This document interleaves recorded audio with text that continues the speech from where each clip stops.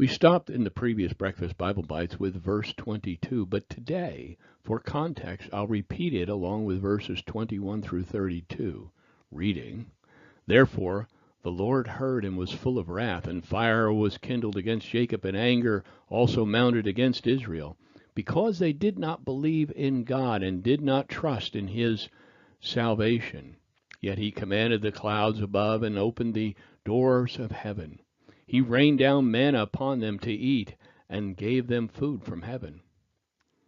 The man did eat the bread of angels. He sent them food in abundance. He caused the east wind to blow in the heavens, and by his power he directed the south wind. When he had rained meat upon them like dust, even winged fowl like the sand of the seas, then he let them fall in the midst of their camp round about their dwellings. So they ate and were filled, and their desires he gave to them. But before they had satisfied their desire, while the food was still in their mouths, the anger of God rose against them, and killed some of their stoutest ones, and subdued the choice men of Israel.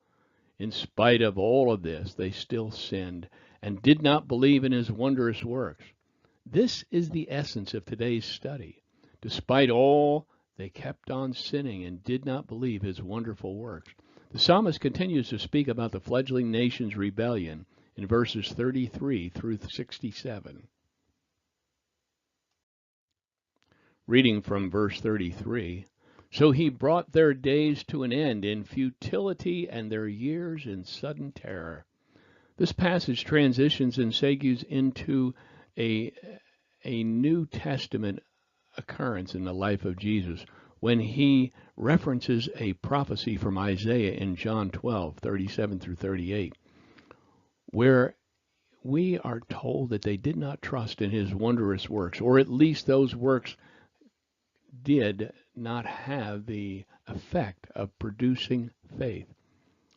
As exemplified in verse 33 of this psalm, we read from the Apostle John, the beginning in verse 37, "Even though he had performed so many signs in their presence, they did not believe him. But this was to fulfill the words of Isaiah the prophet, who said, 'Lord, who has believed our message? And who has the arm of the Lord been revealed to?'" During their years in this wilderness, instead of leading them directly to the promised land, the Hebrews were led circuitously through the barren land, wearing out their lives in tedious monotony, accomplishing nothing until all the generations that had come out of Egypt had died. Often they were afflicted with sudden terrors. He suffered them to spend their days, the days of the entire generation, in futility and fruitless wandering in the desert. Even so, many continued in their rebellion, sinning, unable to place their faith in his wondrous works. Unbelief and skepticism of our rebellious evil nature is the underlying cause of speculative atheism, atheism of the heart, and practical atheism. Many in the church of our day are apparently no different than the faithless ancients of Israel, who did not believe the history of God's works. Theological apostates often question whether God actually drowned Pharaoh's charioteers after he brought the fledgling nation safely through the Red Sea, and then proceeded to miraculously escort the progeny of the faithful safely through their judicial 40 years of wandering. The Pharisees of Jesus' day were no different. They demanded a sign, and Jesus spoke of his coming resurrection through the narrative of Jonah. We read in Matthew 16:4, "And an evil, adulterous generation demands a sign, but no sign will be given to it except the sign of Jonah."